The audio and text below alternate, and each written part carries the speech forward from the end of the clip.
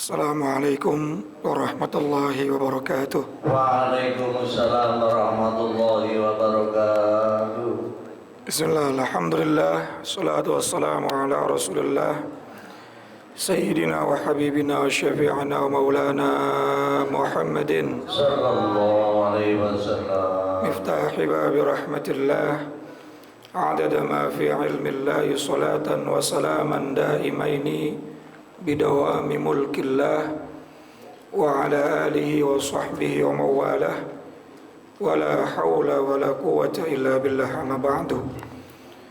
Yang sama-sama kita muliakan guru-guru kita, Bapak Kiai Haji Dr. Andes Muhammad Ja'far, Kiai Haji Ahmad Habibi Abdul Rashid Ramli, Bapak Kiai Haji Farah Furqan Mukarrabin Yusuf, Mata'anallahu fi tuli hayatihim. Amin. Pengurus Majelis Ta'lim Ukhuwah Islamiyah Bapak Haji Basroin dan Ustadz Haji Muhammad Tahir, pengurus Masjid Baitus Salam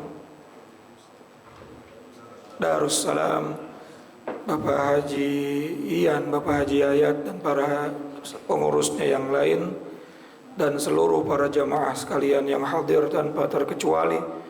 Mudah-mudahan semuanya dimuliakan Allah Subhanahu wa taala. Amin. Puji syukur kita panjatkan ke hadirat Allah. Shalawat dan salam semoga tercurah ruah kepada baginda Nabi besar kita Muhammad sallallahu alaihi wasallam, dan kita berharap mudah-mudahan termasuk bagian dari umatnya yang insyaallah kelak akan mendapatkan syafaatul uzmah di yaumil qiyamah. Tanpa berpanjang kalam, mari sama kita lanjutkan kembali pembahasan kitab kita. Namun sebelumnya kita baca suratul Fatihah kembali. Mudah-mudahan Allah jadikan duduknya kita di majelis ini duduk yang mengampuni semua dosa-dosa kita, duduk yang menurunkan rahmat dan kasih sayangnya Allah buat kita semua, sehingga tidaklah nanti kita bangkit dari tempat duduk kita kecuali dosa-dosa kita sudah diampuni oleh Allah Subhanahu wa taala, dan Allah berkenan memberikan kita ilmu yang manfaat fid dini wad dunya wal akhirah. Al-Fatiha bil qabul wa ila hadratir Rasul ala hadhihi niyyah wa ala kulli niyatin salihah wa ala man nawa salafus salih wa ila hadratin nabiyil mustafa sayyidina wa habibina wa syafi'ina wa maulana Muhammadin sallallahu alaihi wa alihi wa sahbihi wa sallam wa ala alihi wa azwajihi wa dhurriyyatihi wa ali baitil kiram, wa khususan ila ruhi muallifil kitab As-Sayyid Syekh Zainuddin bin Ali Al-Malibari Al-Fannani wa Sayyid Syekh Nawawi bin Umar Al-Jawi Al-Bantani wa usulihim wa furu'ihim wa dhul huquqi alaihim ajma'in anna Allah yu'li darajatihim fil jannah wa yu'idu alaina min barakatihim wa asrarihim wa anwarihim wa ulumihim wa nafahatihim fid dini wad dunya wal akhirah wa ila arwahi walidina wa abaina wa jami'il muslimina wal muslimat wal mu'minina wal mu'minat al ahya'i minhum wal amwat wa ila hadratin nabiyil Fatihah. A'udzu billahi minasy syaithanir rajim. Bismillahirrahmanirrahim. Alhamdulillahi rabbil alamin arrahmanir rahim maliki yaumiddin. Iyyaka na'budu wa iyyaka nasta'in ihdinas siratal mustaqim siratal ladzina an'amta 'alaihim ghairil maghdubi 'alaihim waladdallin. Amin. Bismillahirrahmanirrahim. Qala al-musannif rahimahullahu ta'ala wa nafa'na bi'ulumihi wa amadna bi asrari fid dharain amin. Halaman 91 ya, Pak. Masih menerangkan tentang kewajiban kita memuliakan orang yang lebih tua dan menyayangi anak yang masih kecil. Wa qala Rasulullah sallallahu alaihi wasallam, dan Nabi sallallahu alaihi wasallam bersabda, min ijlalillahi ikramu dzisyaibatil muslimi. Salah satu dari cara mengagungkan Allah Subhanahu wa taala adalah dengan ikramu dzisyaibah al-muslim, menghormati orang muslim yang telah beruban atau orang tua. Jadi ketika kita memuliakan orang yang lebih tua dari kita, itu sama saja kita mengagungkan Allah Subhanahu atau cara-cara kita mengagungkan Allah Subhanahu wa taala adalah dengan kita menghargai, menghormati, memuliakan orang yang lebih tua. Wa an Anas bin Malik radhiyallahu anhu annahu qala, diriwayatkan dari Sayyidina Anas bin Malik radhiyallahu anhu annahu qala Rasulullah sallallahu alaihi wasallam, Rasulullah sallallahu alaihi wasallam bersabda, innallaha ta'ala yanzuru ila wajhi syaikhi sabahan wa masaan. Sesungguhnya Allah Subhanahu wa taala melihat wajah orang-orang tua itu setiap pagi dan sore. Wa yaqulu, dan Allah berfirman, ya abdi, wahai hambaku, qad kabbara sinnuka, sesungguhnya umurmu sudah tua. Wa raqqa jilduka, dan sesungguhnya kulitmu sudah keriput. Wa daqqa azmuka, dan tulangmu telah rapuh. Waqtaraba ajaluka, dan ajalmu sudah sangat dekat.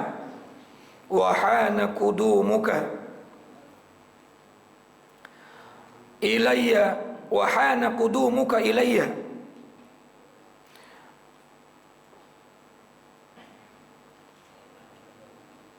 waqtariba ajaluka wahana kudumuka ilayya, dan sesungguhnya ajalmu sudah sangat dekat dan telah tiba waktu kedatanganmu kepadaku. Ini Allah tiap hari ngomong sama kita atau cuma kita nggak dengar ya? Ya, karena firman-Nya Allah, laisa kamitslihi syai'un. Fastahi minni, kata Allah, maka malulah kalian kepadaku. Fa ana astahyi min syaibatika an u'adzibaka finnar, karena sesungguhnya aku malu dengan ubanmu itu untuk menyiksamu di neraka. Allah itu zat yang maha rahmah. Dalam riwayat yang lain, kenapa sampai hari ini kok belum kiamat? Pak, kenapa sampai hari ini Allah belum menghancurkan manusia? Sementara langit bumi tiap hari minta sama Allah untuk menghancurkan manusia. Kata bumi, ya Allah, tiap hari aku dihuni oleh orang-orang yang bermaksiat kepada Engkau, maka izinkan aku untuk melahap mereka. Kata langit juga begitu, tiap hari kami melihat orang-orang yang durhaka kepada Engkau, izinkan kami membinasakan mereka. Tapi Allah bilang nanti dulu, sebab masih banyak anak yang baru lahir menangis merintih, yang belum punya doa, dan juga masih banyak orang-orang tua yang bangun di tengah malam. Itu diantara salah satu sebab kenapa kiamat belum terjadi. Di antaranya itu, dan banyak lagi sebab yang lain. Masih banyak juga orang yang hadir di majelis-majelis ilmu. Tapi yang paling utama dua tadi itu, karena masih banyaknya anak-anak kecil, anak-anak yang baru lahir, orang tua yang masih berzikir, masih tahajud, masih istighfar, ya.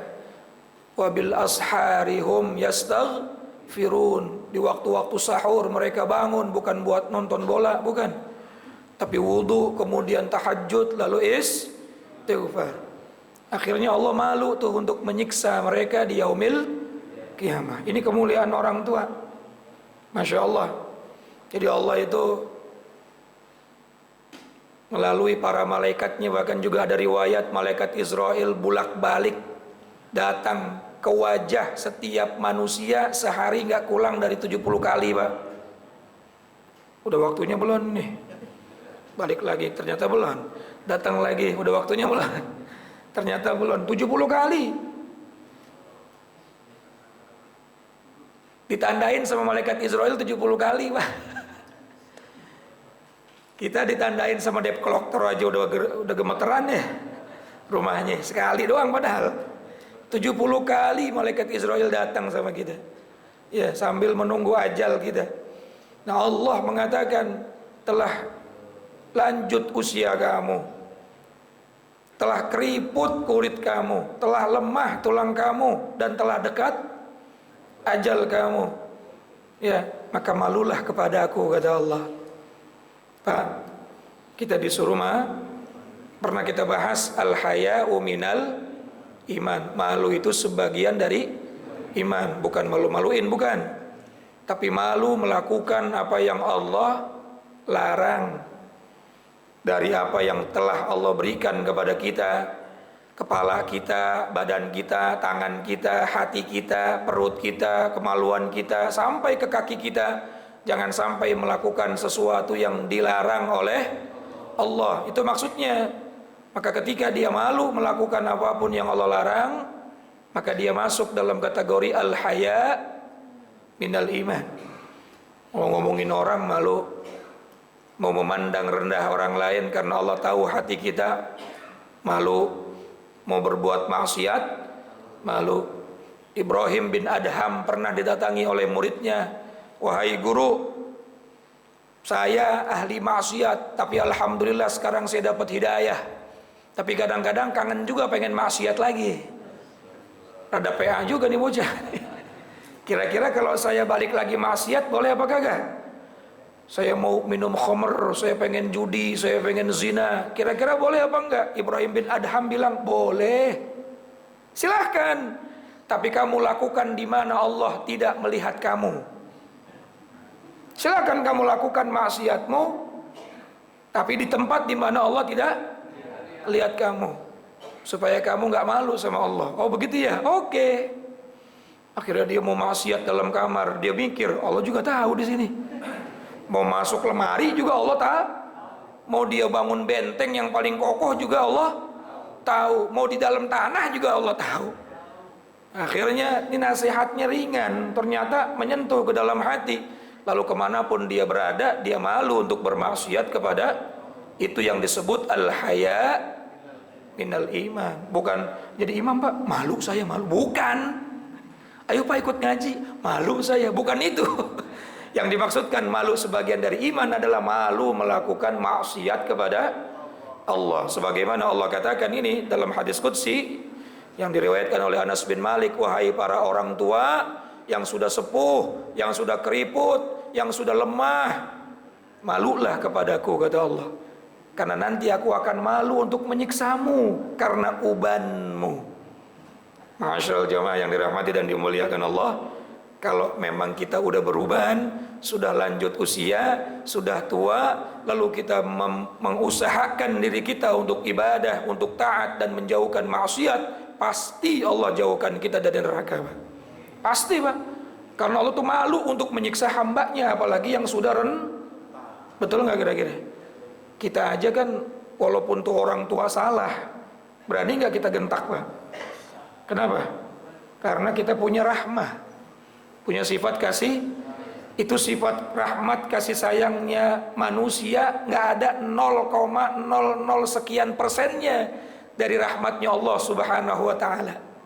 Hakikatnya Allah nggak mau menyiksa hambanya. Walaupun kita tahu itu orang bersalah, kira-kira kalau kita siksa kita punya perasaan nggak tuh? Kita tega nggak nyiksa orang, Pak? Nggak tega, walaupun itu orang bersalah, betul nggak? Karena apa? Karena Allah memberikan dalam jiwa kita sifat rahmat atau kasih sayang. Dan kasih sayangnya makhluk nggak ada 0,000%-nya nggak ada. Karena ibarat Allah itu rahmatnya satu lautan, kemudian kita masukkan jari kita ke dalam lautan tersebut, lalu kita angkat jari kita dari atas lautan itu, lalu tetesan air itu adalah rahmat yang dibagi-bagi kepada semua makhluk. Banyak apa dikit? Ya kagak ada apa-apanya. Tapi barokahnya setetes tadi, Pak, yang dibagikan semua makhluk. Akhirnya kita punya sayang. Betul nggak? Kita punya rasa cinta. Seekor harimau tidak berani atau tidak mau menyakiti anaknya. Serigala sekalipun tidak tega untuk membunuh Itu berkat rahmatnya Allah yang diberikan dan dibagi-bagi yang setetes tadi. Apalagi rahmatnya Allah yang sesungguhnya. Makanya Allah Subhanahu wa ta'ala, Masya Allah, sebetulnya nggak mau menyiksa hambanya. Cuma Allah sudah janji. Dan Allah itu pantang atau tidak akan ingkar daripada innaka la tukhliful mi'ad. Sesungguhnya engkau tidak akan pernah ingkar daripada janjinya. Tapi rahmat Allah di atas segalanya. Setelah Allah menciptakan langit dan bumi, menciptakan seluruh makhluk, menciptakan jin, manusia, malaikat dan semua makhluk, Allah menuliskan di bawah arsy-Nya Allah, rahmati faqatat ghadabi. Rahmat kasih sayangku itu menandingi atau lebih luas daripada kemurkaanku. Aku punya murka, tapi kasih sayangku lebih luas. Jadi kita nggak usah putus asa, Pak. Sebanyak apapun dosa, sebanyak apapun maksiat, kalau kita masih dibangunkan di pagi hari, dibangunkan di subuh hari, itu tandanya Allah sayang sama kita. Kita disuruh bertaubat. Betul apa kagak kira-kira? Kalau hari ini kita masih mau duduk di majelis ta'lim, walaupun ngantuk-ngantuk, uratnya rada-rada asem, darahnya habis dicek kok rada tinggi, tapi kita masih mau hadir, ini menunjukkan kasih sayang Allah sama kita. Kita disuruh, diberikan kesempatan untuk kembali bertaubat kepada Allah Subhanahu wa ta'ala. Pada hakikatnya Allah itu apa?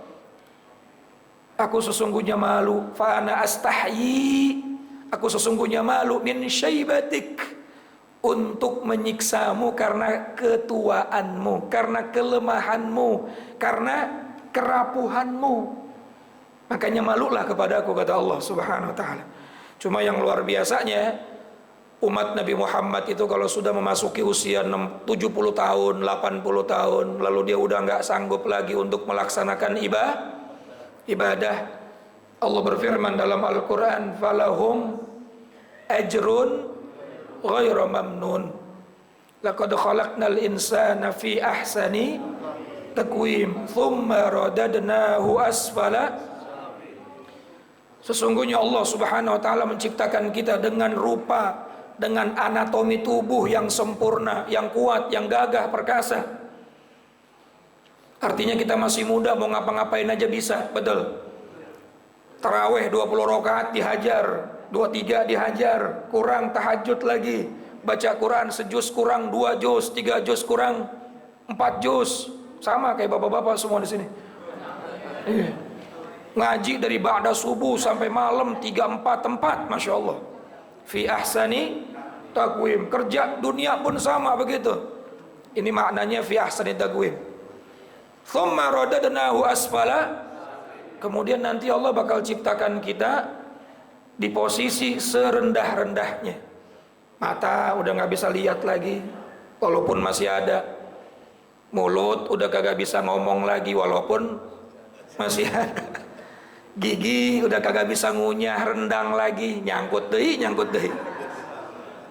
Itu namanya thumma radadnahu asfala safilin. Ada undangan ukhuwah, pengen ngaji ukhuwah, kaki udah gemeter. Ya. Ada undangan silaturahim di RT, di RW, di wilayah, di masjid tempat kita tinggal, mau melaksanakan, badan udah meriang terus. Thumma radadnahu asfala safilin. Artinya kita diciptakan kembali lemah. Tapi Allah Subhanahu wa ta'ala katakan apa? Illal ladzina amanu wa amilus shalihat falahum ajrun ghairu mamnun. Kecuali orang-orang yang beriman dan beramal soleh, maka baginya pahala yang tidak pernah terputus. Dia cuma pengennya doang, tapi nggak bisa mengerjakan. Dia dapat pahala yang dia pengen, Pak. Dia cuma pengennya doang baca Quran, tapi baru juga 2-3 menit itu huruf alif udah goyang. Tapi dia tetap dapat pahala baca Quran. Itu enaknya umat Nabi Muhammad tuh. Di masa tua dia udah nggak bisa lagi aktivitas yang banyak dalam ibadah, tapi dia diberikan oleh Allah pahala ibadah yang biasa dilakukan di waktu muda, walaupun cuma kepengennya. Itu Bapak bisa baca dalam tafsir Jalalain yang bisa kita baca itu sama guru kita di surat At-Tin. Itu tafsiran daripada illal ladzina amanu wa amilus shalihat falahum ajrun ghairu mamnun. Orang kalau udah sepuh, udah tua, dia pengen ini, pengen itu, nggak bisa dalam hal kebaikan, dapat pahalanya min ghairi naqsin, tanpa berkurang sedikit pun. Apa nggak enak tuh? Subhanallah. Tapi syaratnya mudanya rajin. Syaratnya mudanya ya kayak sekarang nih, ngaji, sholat, ibadah, tahajud. Udah tua pengen ngajinya doang tapi nggak bisa jalan. Allah nggak kurangin pahalanya walaupun cuma kepengen doang. Beda sama orang baru tobat. Tapi jarang juga sih Pak. Jarang ya.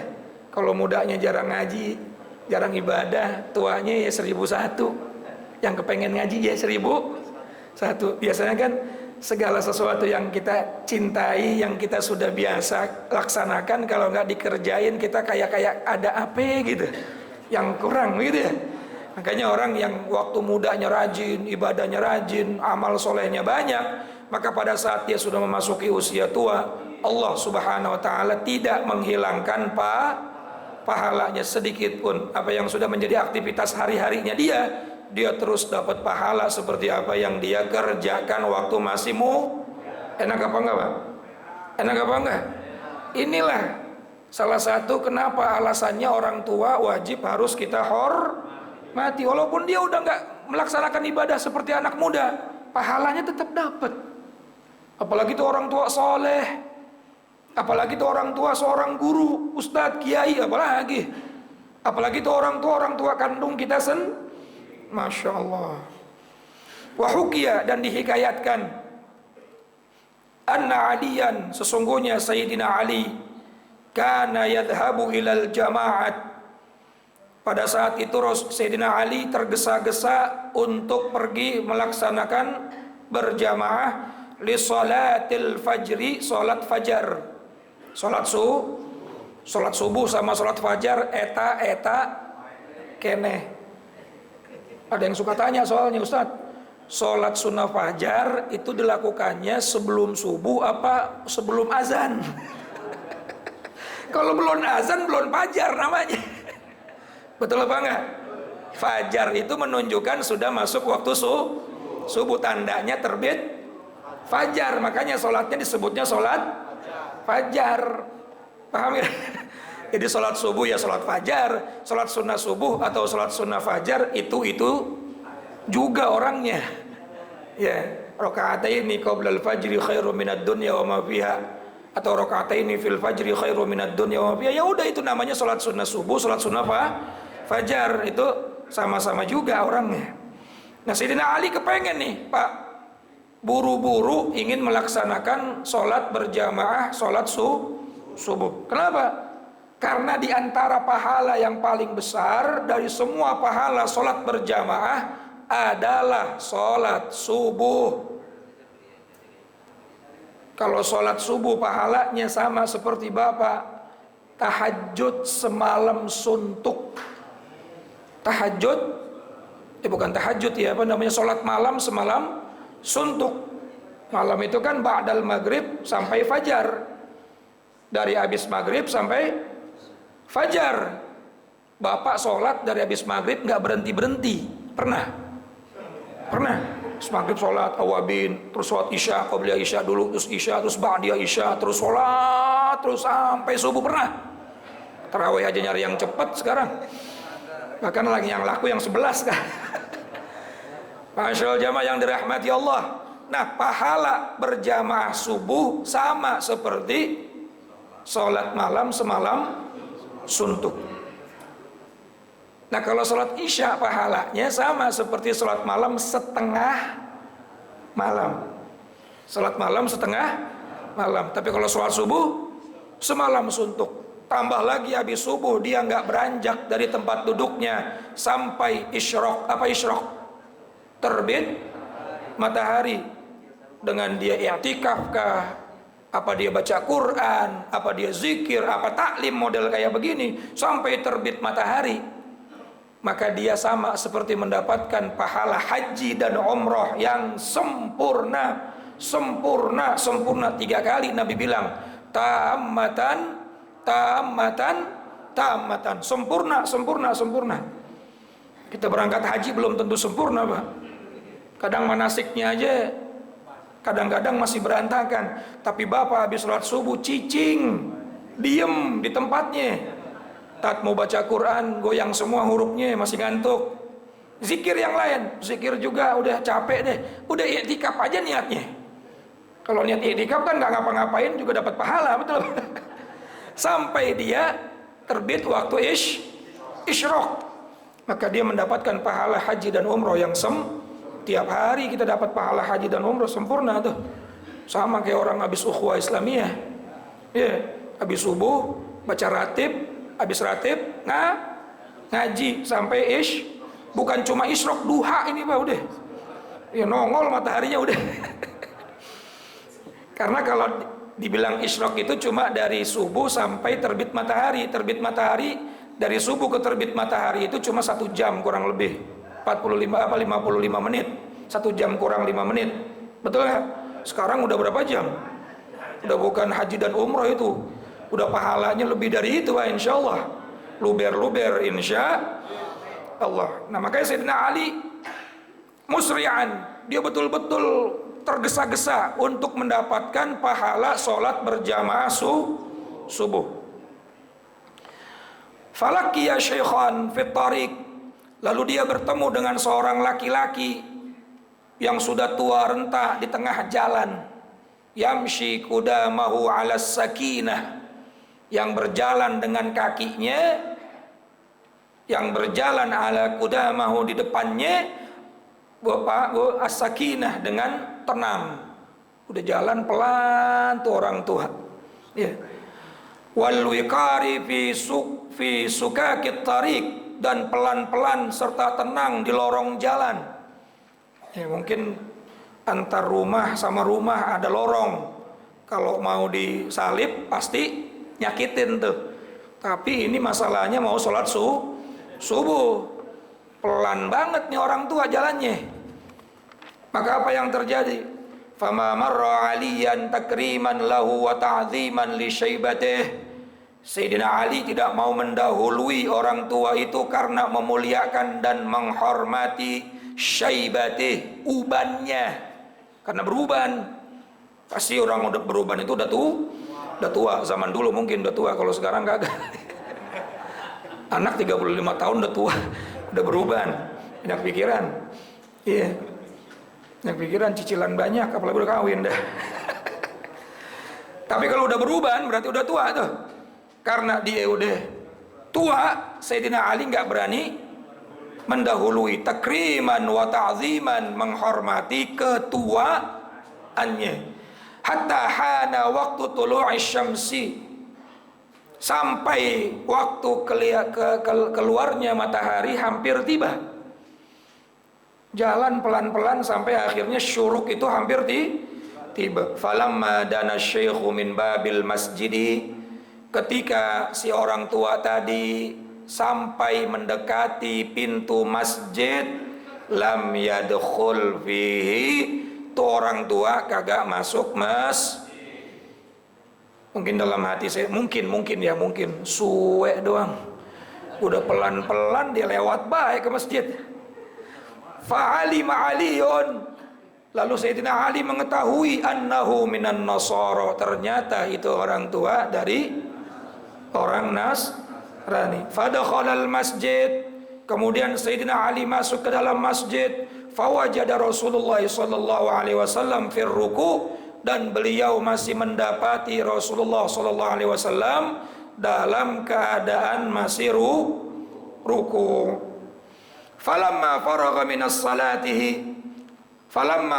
min salatihi, dan ketika salat telah selesai, qalu ya Rasulullah, para sahabat bertanya kepada Rasulullah, lima tawwaltar ruku'a, kenapa engkau memanjangkan ruku yang begitu lama, fi hadhil salah, di dalam salat ini, ma kunta taf'alu mitla hadha, yang sebelumnya kami nggak pernah lakukan ini, atau engkau tidak pernah melakukan ini ya Rasulullah. Rukunya panjang sekali. Faqala Rasulullah sallallahu alaihi wasallam, lalu Rasulullah sallallahu alaihi wasallam bersabda, lamma raka'tu, saat aku ruku, wa qultu subhana rabbiyal azim, dan aku berkata subhana rabbiyal azim kama kana wirdi, sebagaimana itu adalah bacaan wiridanku. Berarti subhana rabbiyal azim itu memang bacaan Nabi. Walaupun nanti ada riwayat-riwayat yang lain yang berbeda, tapi ini jangan dibilang bukan bacaan Nabi, ini bacaan Nabi alaihi salatu wassalam. Wa aradtu an arfa'a ra'si, lalu aku ingin mengangkat kepalaku. Ya, jaa Jibril, datanglah malaikat wa wada'a janahahu ala zahri, dan malaikat Jibril menebarkan sayapnya di punggungku. Wa akhadhani tawilan, yang begitu lama. Sayapnya Jibril ditaruh di punggungnya Nabi lama, sehingga Nabi mau i'tidal masih ada sayapnya malaikat Jibril alaihi salatu wassalam. Falamma rafa'a janahahu, ketika sayapnya malaikat Jibril diangkat, rafa'tu ra'si, maka aku mengangkat kepalaku. Jadi Jibril itu memang nunda supaya Nabi nggak langsung i'tidal, karena malaikat Jibril tahu ada Sayyidina Ali itu, ya bisa jadi.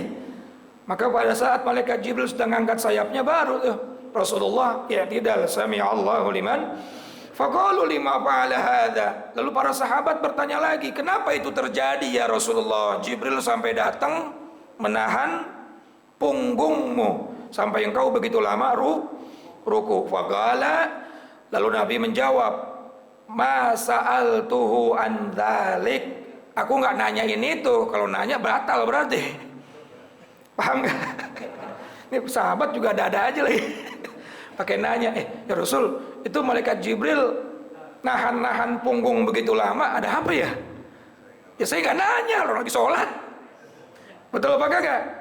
Maka pada saat terjadi dialog antara Rasulullah dengan sahabat, fahadhara Jibril, Jibril turun lagi.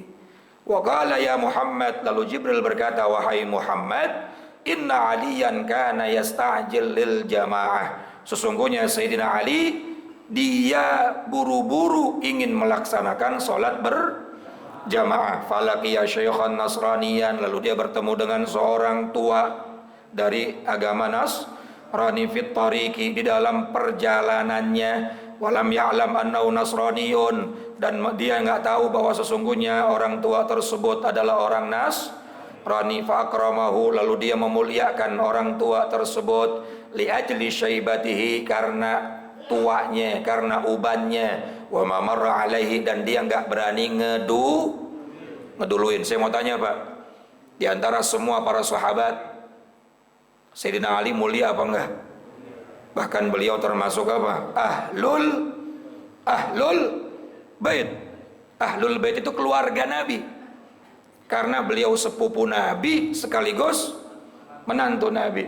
Tapi lihat bagaimana akhlaknya Sayyidina Ali.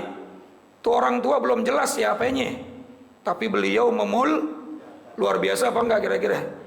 Maka pada saat beliau memuliakan orang tua tersebut, dan beliau juga punya hati yang gelisah, ini kebagian jamaah apa enggak, sementara matahari udah mau fa amarani Allah Ta'ala, maka aku diperintahkan oleh Allah Subhanahu wa Ta'ala, an akhudhaka fir ruku'i, untuk memegangmu di waktu ruku', hatta yudrika ma'aka ala salatil fajri, sampai Sayyidina Ali mendapatkan berjamaah salat subuh.